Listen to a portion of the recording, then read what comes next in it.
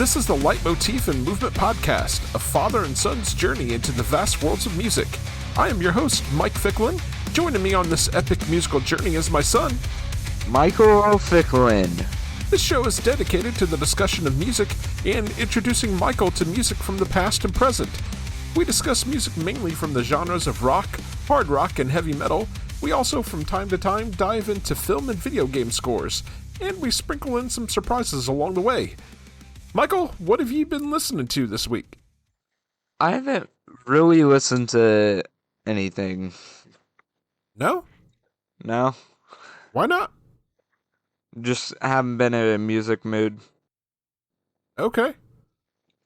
Been too stuck on the video games the last couple weeks, No. eh? I mean, at least last week. For me, I've listened to quite a bit of stuff this week. I'll touch on some highlights. I got a chance to check out the full discography from Bear Ghost, and I have to say that these guys are a lot of fun.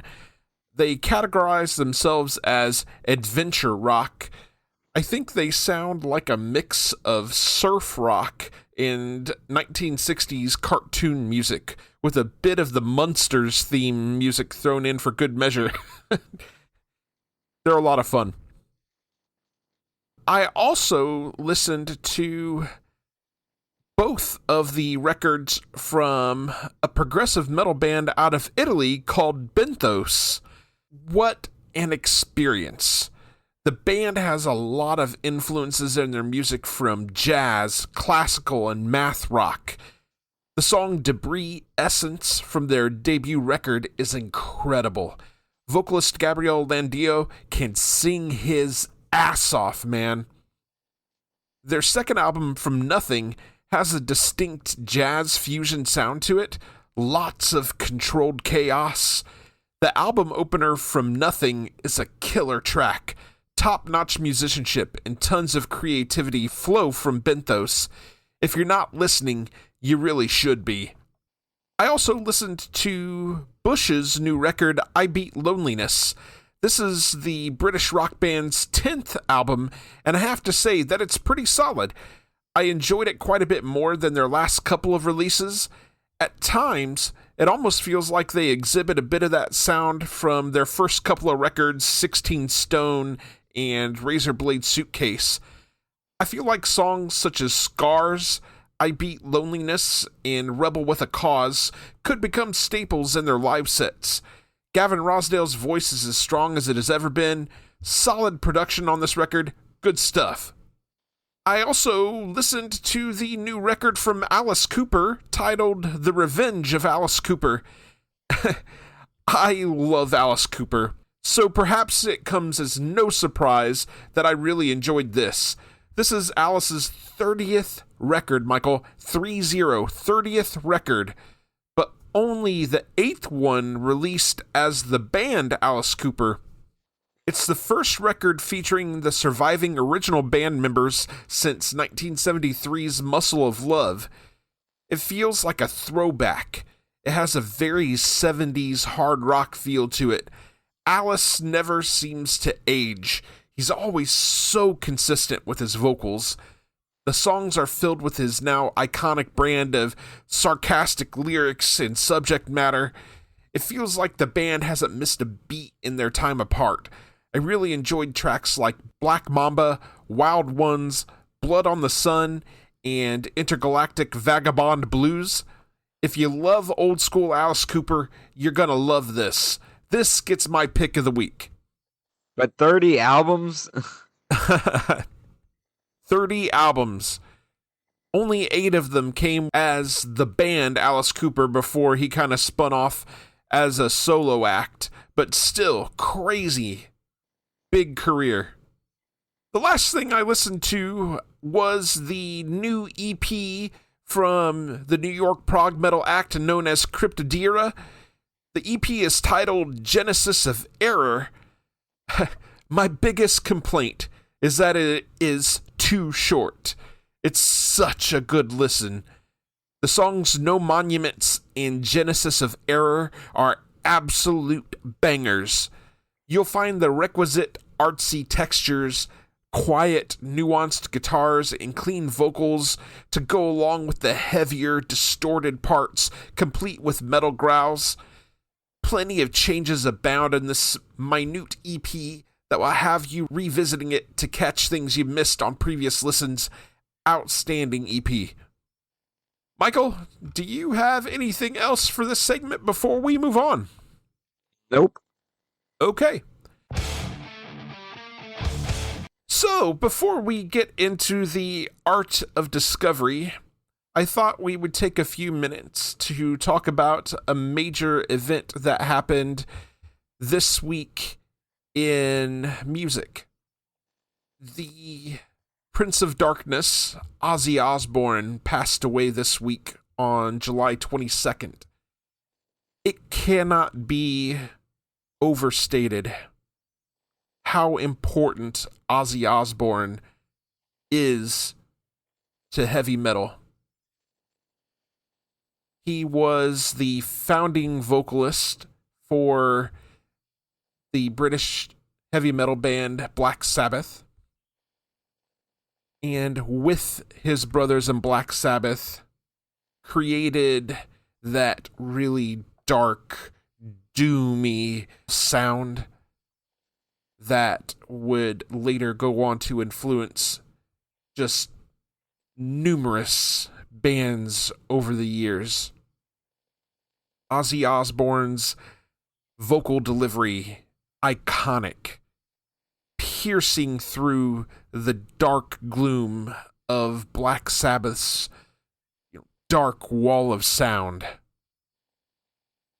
Later on, when he was ousted from Black Sabbath in 1979, he would go on to start one of the most successful solo careers of all time, starting out with the amazing album Blizzard of Oz in 1980.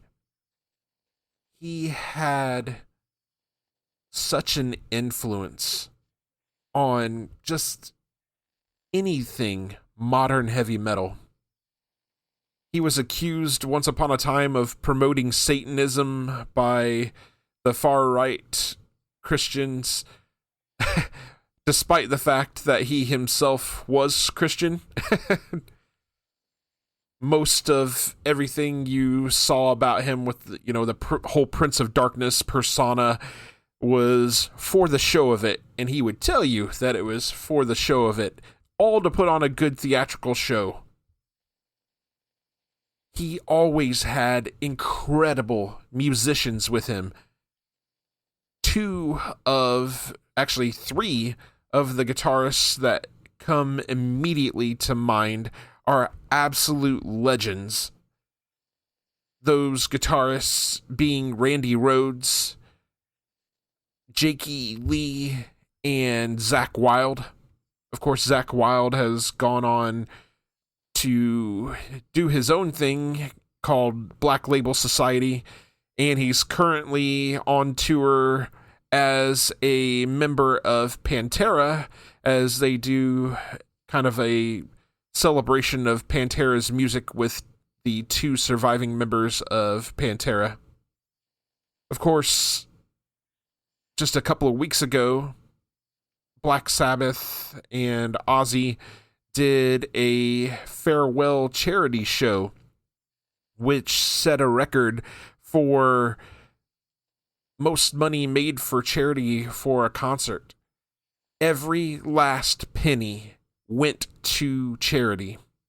And that's just one example of the giving soul that Ozzy Osbourne was. He also was responsible for promoting so many younger bands, especially when he and his wife, Sharon, started Ozfest. Take these younger bands out with him and kind of give them the rub so that his crowd would hear them and kind of promote them and lift them up, sort of the high tides lift all ships, right? He gave so much back to music. He adored his fans. God bless Ozzy Osbourne. Rest in power, sir. Well deserved. Michael, anything to say? Which said it all. All right. So, we will move into our next segment.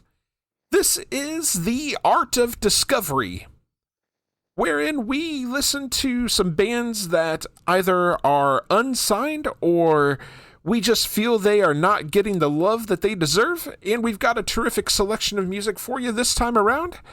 We're going to kick things off with a one-man progressive metal band out of Berlin known as Mindfield. This is his new song, Atonement Part 2, Victim Machine.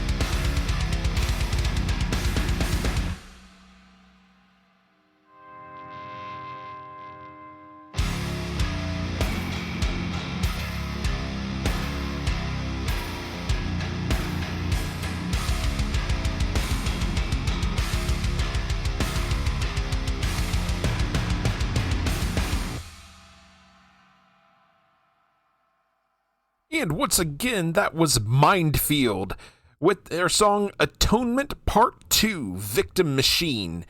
You can purchase their music from their Bandcamp page, mindfieldband.bandcamp.com. Man, that thing kicks ass. Michael, did you like that? Yes.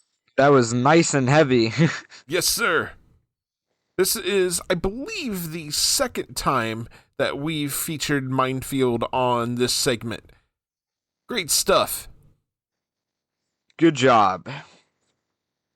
All right, our next song is from a progressive post-rock band out of Dusseldorf and the United Kingdom.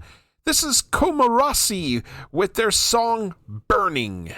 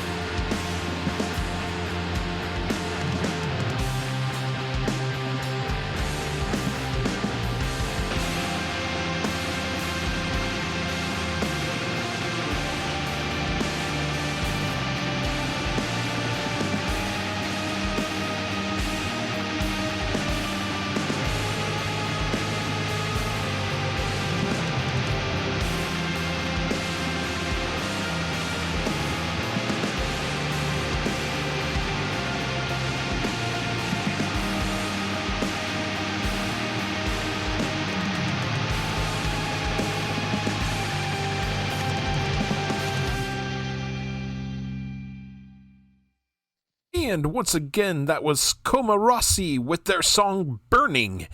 That comes from their record titled Void.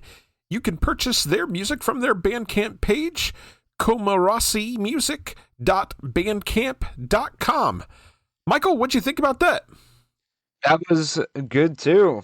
Very atmospheric. I really enjoy bands that can do that atmospheric thing well. Cool as hell. Yes. All right. Our last band for the segment is a metal band for the dark divine feminine. This is Enthronement with their song Wraith.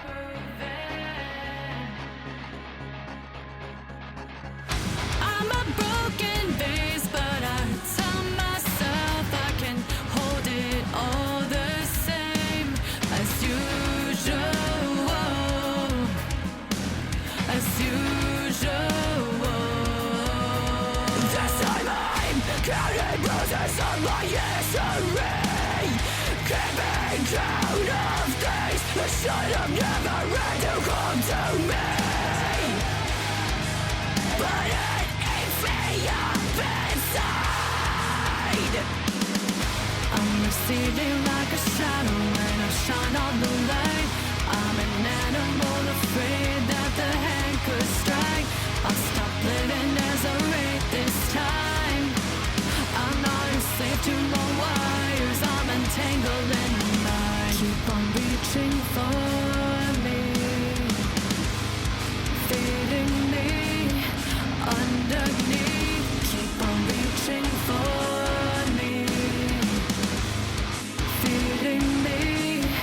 underneath your table. I beg and plead for your sustenance, but you can't promise me your safety. I'm receding like a shadow when I shine on the light. I'm an animal afraid that the hand could strike. I'll stop living as a wraith this time. I'm not a slave to my wires. I'm entangled in mine. I drift as the wraith.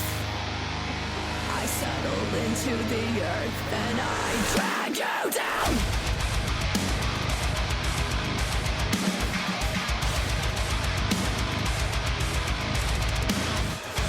I drift as the wraith.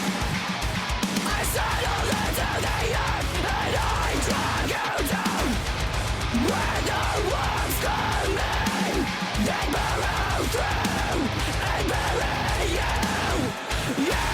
I'm receding like a shadow when I shine on the light. I'm an animal afraid that the hand could strike. I'll stop living as a wraith this time. I'm not a slave to my wires. I'm entangled in mine. I'm receding like a shadow when I shine on the light. I'm an animal afraid that the hand could strike. I'll stop living as a wraith this time. I'm not a slave to my wires. I'm entangled in mine.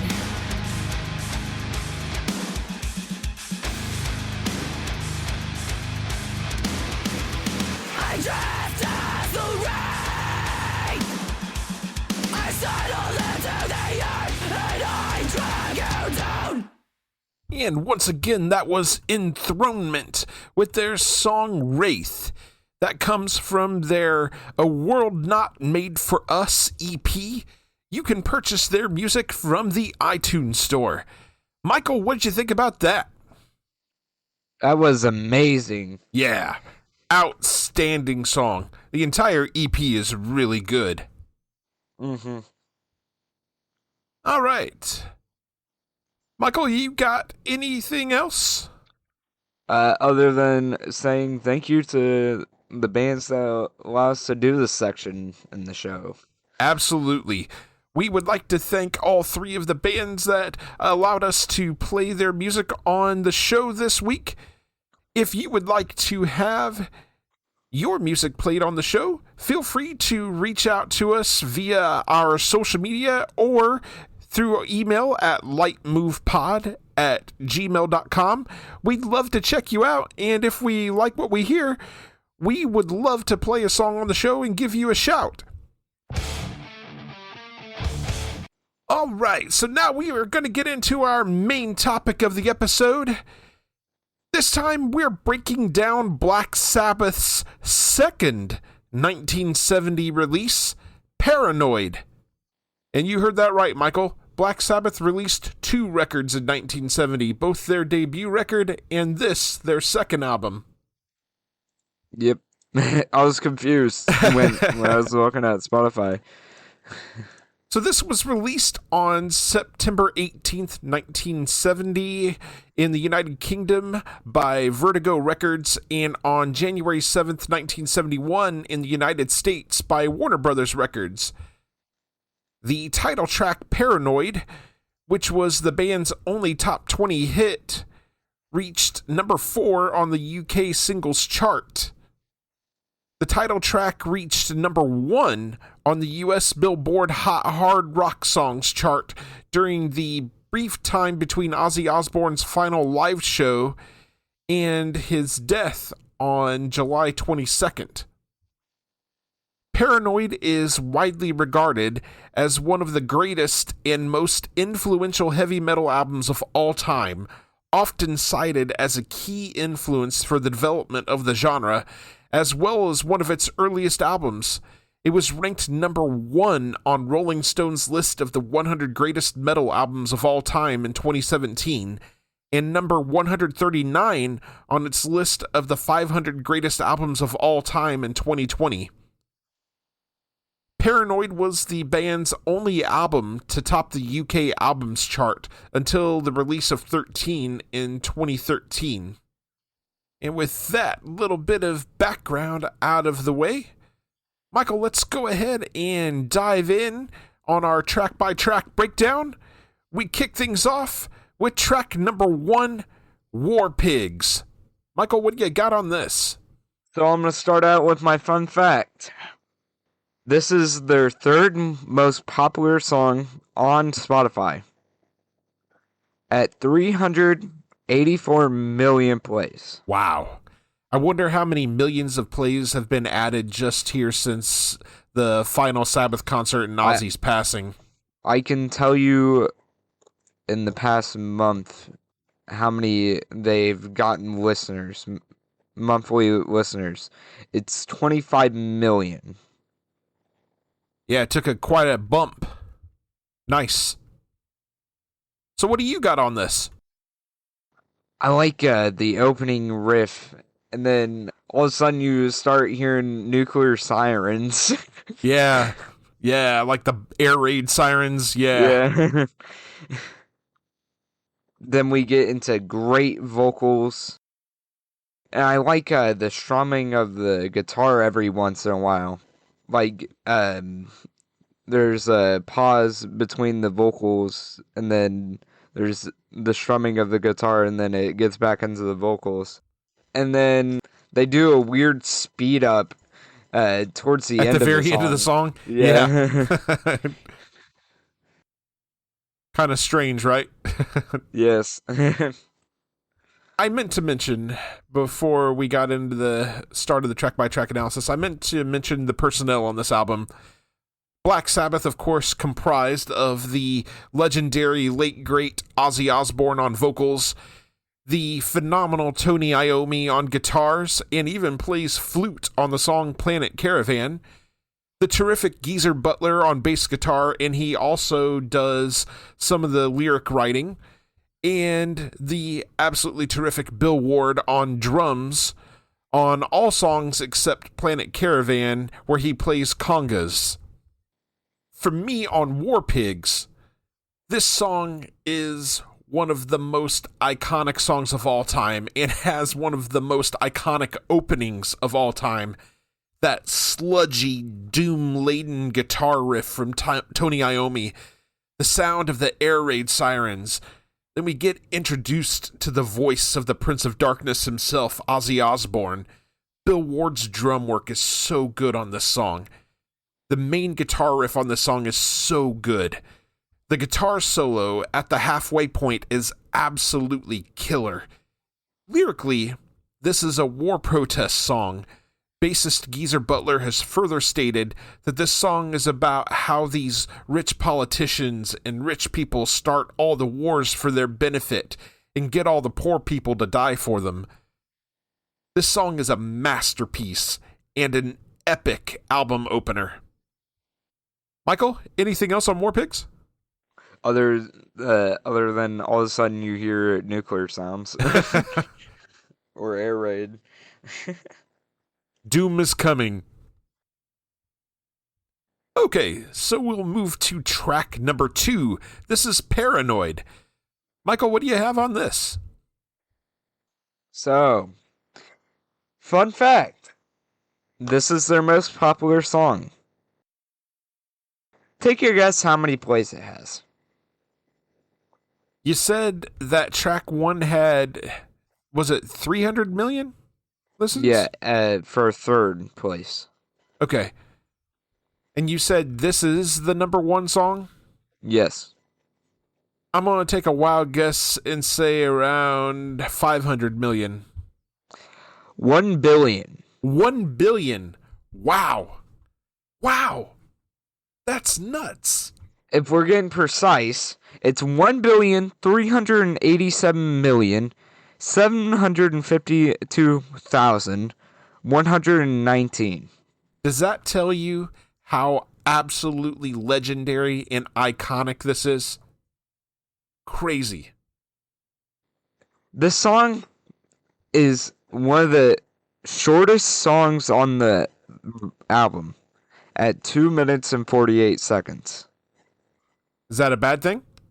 I just find it insane that the shortest song normally, like, one of the shortest songs on the record is the most popular. Nuts, right? I mean, you come off of almost an 8-minute opening track, and then the 2-minute 48 song Paranoid is the greatest song of all time, according to Black Sabbath listeners on Spotify. So what do you got on this? I like the opening riff and the drum work. Then it gets into the vocals.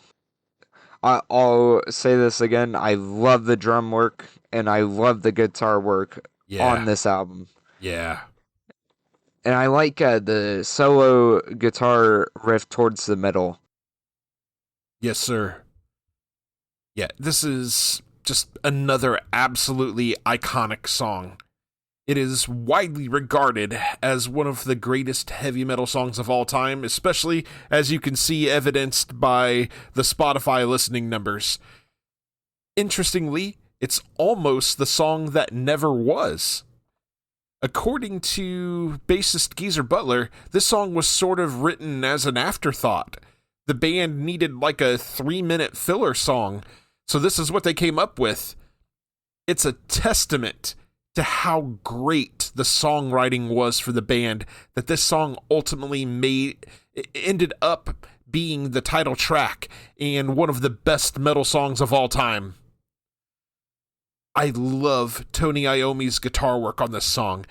Dirty, heavy as hell, and instantly recognizable. Butler and Ward do an incredible job holding down the rhythm on this. Ozzy's vocal performance on the song is one of his all-time best, in my opinion. His phrasing and the eerie echo on his vocals create this very unsettling atmosphere. Lyrically, Butler has stated this song is about a cross of a man who is paranoid and also suffering from depression. It's also a reference to the paranoia that comes after smoking weed and the depression that comes after. It's an incredible song, and it's easy to see why this song is so highly regarded. Michael, do you have anything else on Paranoid? I do not. Okay.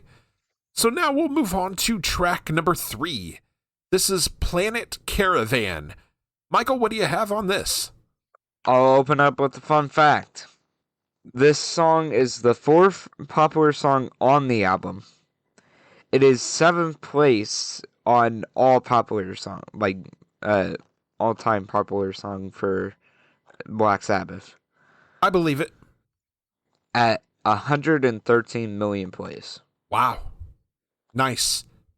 Throughout the song, like the feeling I get from it is like caveman type feeling.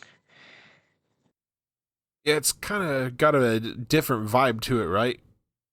Yeah, Got it's kinda okay for me. psychedelic vibe. It's okay for me. I don't really like it. No? Didn't care for it?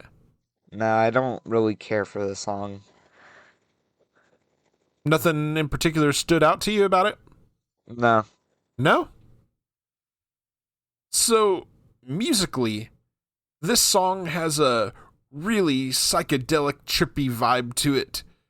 The effect they have on Ozzy's vocals make it seem like they are warped and distorted, a bit warbly. Butler has some killer bass work on this one. Ward's drums are experimental and light in tone. I can hear how this drum sound would have influenced a band like Tool and their drummer Danny Carey on songs like Reflection. Tony Iommi's guitar work is sparse and trippy.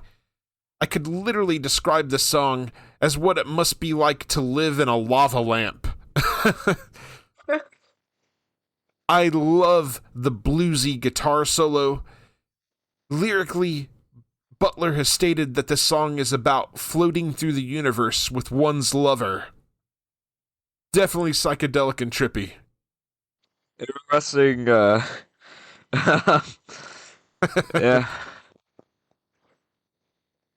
Michael, do you have anything else on Planet Caravan? No. Okay. We'll move on to track number 4. This is Iron Man. Michael, what do you have on this? So, I'll start out with a fun fact, of course. It's their 2nd most popular song on Spotify. I believe that too. I remember growing up listening to, the classic rock station with my dad, and it felt like you couldn't get away from Iron Man. I mean, it was always in heavy rotation on the classic rock stations. So yeah, I totally believe that. How many plays do you think it has? Around 400 million? Nope. 587 million. If I'm wanting to get precise, it has 589,544,832. Yeah, like I said, I believe it. And I think this song found, a second wave of success thanks to the film Iron Man, the original Iron Man movie with Robert Downey Jr. In the credits, they play the song, or the end credits. Oh, they do?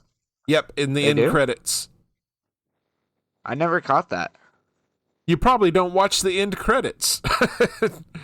No, when we were going through all the Marvel movies in chronological order.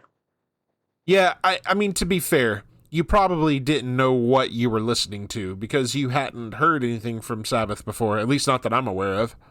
I mean, I've heard Iron Man. Okay. Just don't remember it being there at the end of the film. No. Fair enough. So what do you got on the song? I feel the riff on the song is instantly recognizable. For sure. Iconic. This song is one of my personal favorite songs on the album. I like the drum work, and I like Ozzy's vocals on this song. Yes, sir. Just a great all-around song. Yeah, this is the song that literally sent Black Sabbath into the stratosphere. The sludgy, evil sound of Iommi's guitar, along with Bill Ward's pounding drums to open the song, then into that absolutely iconic main guitar riff. Even if you aren't a fan of Black Sabbath or Ozzy, I guarantee you know this song. It is so easily identifiable. Ozzy's vocal work on this song is fantastic. There's such a sinister, dark feel to the way he delivers the lyrics. The cadence and phrasing are eternally memorable. There's a killer instrumental jam a bit past the halfway point. Butler and Ward do a phenomenal job on the rhythm section during the breakdown. Iommi brings the house down with his guitar work. The closing minute of this song is a lot of fun. Ward ups the tempo on the drums. Iommi just rocks it on the guitar. Just a killer closing. According to Butler, he wrote the lyrics as a sort of self-fulfilling prophecy story. A man time travels to the future and witnesses the apocalypse. He returns to the present to warn the human race and is turned to steel by a magnetic field. The man becomes the subject of ridicule, and feeling resentful, he causes the apocalypse that he saw on his trip to the future. Yeah, the opening, just the striking of the drum is just recognizable. You know what you're about to get into. Yes, sir. Dark and doomy. Anything else to say on Iron Man? Nope. Okay. Out of curiosity. Oh, go ahead. Were you expecting this to be my favorite song? You know, I wasn't sure, but I understand why it might be. It's so catchy. Easy to sing along to. Out of curiosity, did you catch on to what this song might have been about by listening to the lyrics? So, I already had been told what the song was about. Okay. Who told you? One of my friends. Fair enough. I take it one of your friends has good taste. That's also how I started listening to Linkin Park. Okay, fair enough. Because of him. All right. So now we will move into track number 5. This is Electric Funeral. Michael, what do you have on this? So this is their 5th most played song on the album with 50 million. That's a sad state of affairs there. I don't like it. It goes down from there. It doesn't go back up. Boo.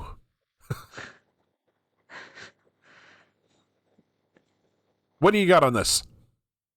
The vocals on this song are creepy, and the riff on this song just adds to the creepy factor. Yeah. Dark, sinister. And the drum solo towards like the middle to lead into nice... Okay, so I just don't state what kind of solo it is. Is amazing. Anything else? No. Okay. Yeah, I agree with you, man.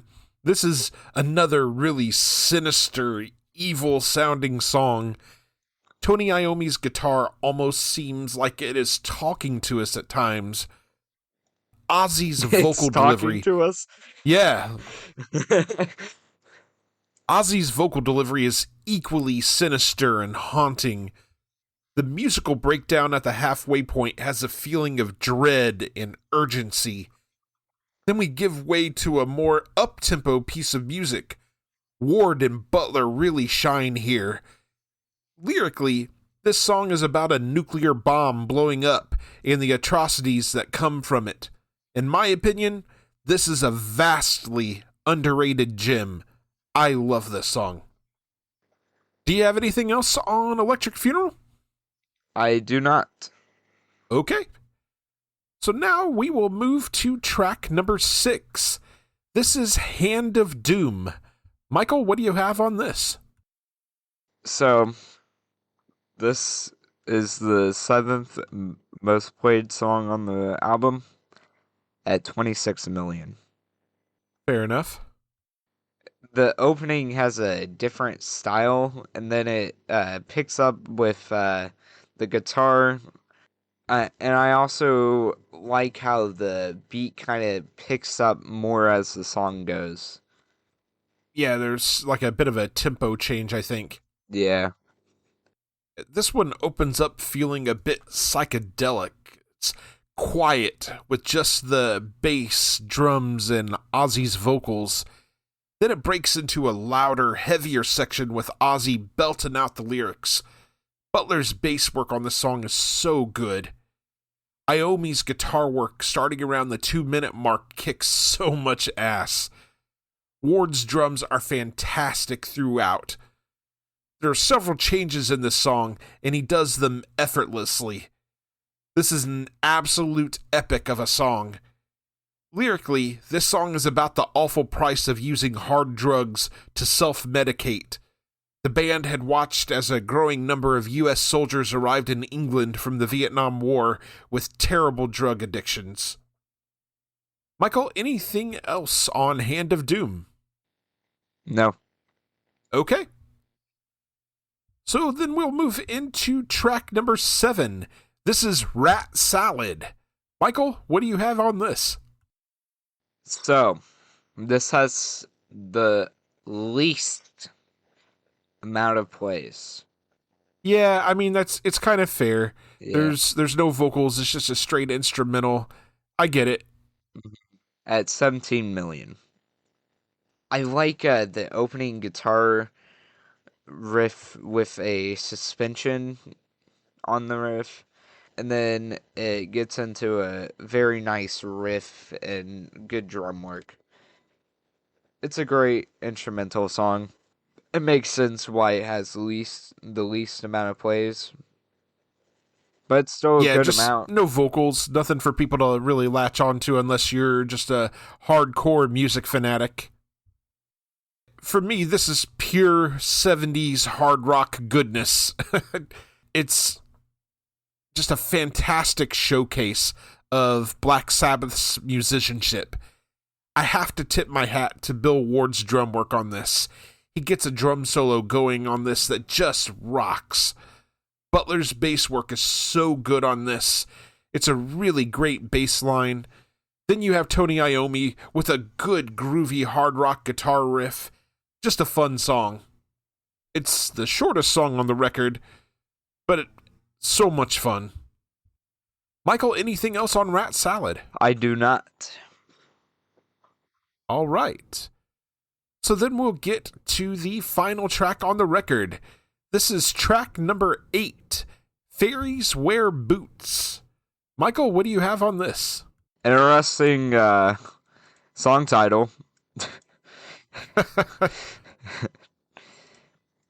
This song was also known as Jack the Stripper. Yeah, another interesting one too. Right? I like the opening riff and the drum work. I like the suspension work they do on this song. The vocals are great. It's an amazing song. Title is interesting. And a fun fact, this song is the 6th most played song on the album with 47 million. Interesting. Why are you saying interesting? Yeah, I think it's a really good song, but I guess I can see why folks wouldn't like it. I don't know. Title. I don't know. I said the title. So again, I'm going to shout out Butler and Ward for absolutely bringing it on this song. There's a good bit of swing to this one. Ozzy's vocal delivery has a bit of blues to it. Tony Iommi gets a really tasty guitar solo around the halfway point. He brings the juicy guitar riffs, just heavy, dirty, and bluesy. I really like the spacey, trippy way the song closes out. Lyrically, it's a bit of a mystery on what this song is actually about. There's a few stories floating around. Butler has stated that Ozzy penned the lyrics after some skinheads called Ozzy a fairy because of his long hair. Ozzy also at one point stated the song was about tripping on LSD. Later, Ozzy would state in his autobiography, I Am Ozzy, that he couldn't recall what he wrote the song about, so who knows.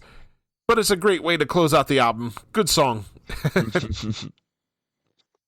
All right, Michael, anything else to say on Fairies Wear Boots? I think I have gotten enough storyline from figuring out the last song.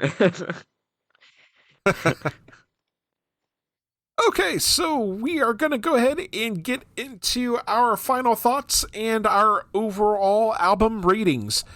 Michael, go ahead and get us started. I think this album is awesome. I got surprised that it was a double album release in 1 year. Yeah, the band wasted no time on. They must have been Absolutely working no on time. it and then had it just lined up so perfectly. No, they actually just wanted to capitalize on the success of their first record. They were like, oh, we need to get back in the studio and get this done. Definitely, understandably, where all of the love comes from for this record. I'm gonna have to give it a 5 out of 5. 5 out of 5 from Michael. Glad you enjoyed this. For me, I'm not going to sit here and pretend that I have always been a big Black Sabbath or Ozzy Osbourne fan. Growing up, my dad and my uncle, who I credit for a great deal of my music taste, they didn't listen to Sabbath or Ozzy, so they weren't really a part of my life growing up. I, of course, heard music from Sabbath and Ozzy over the radio airwaves over the years, but I didn't really pay it much attention because it wasn't the stuff that I was regularly listening to growing up. However, when I got into my early 20s, I started working with a gentleman that I credit with a great deal of the reason why I branched out in my music listening.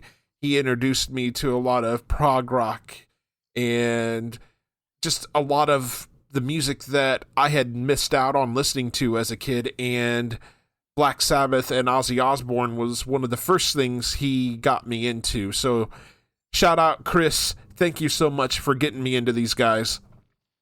Without a doubt, Paranoid is my favorite Black Sabbath record, and it's not even close. There's something so sinister, dark, and brooding, and evil in the sound on this record. It's so easy to hear how Sabbath went on to directly influence so much heavy music. I've said it before, and I'll say it again.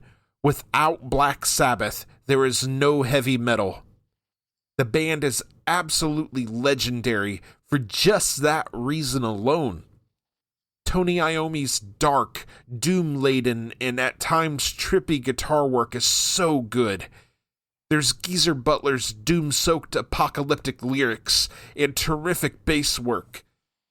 Bill Ward's drum work is so good and is the perfect backbone for the dark sound of the band. Then there's the iconic vocals of Ozzy Osbourne. His vocal tone pierces through the loudest walls of sound, delivering his vocals with a mix of playfulness and darkness. the four men of Black Sabbath created an absolute masterpiece.